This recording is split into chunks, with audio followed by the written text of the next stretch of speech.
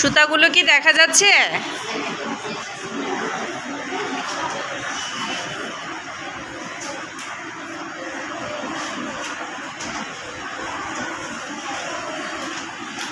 আজকে আমরা কোন চ্যাপ্টারটা অভিজ্ঞতার কোনটা শেয়ার করছি?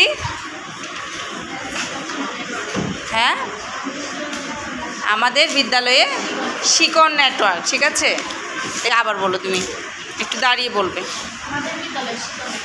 আচ্ছা, এখানে আমরা কি করলাম এখন একটা, তুমি বলো তো দেখি।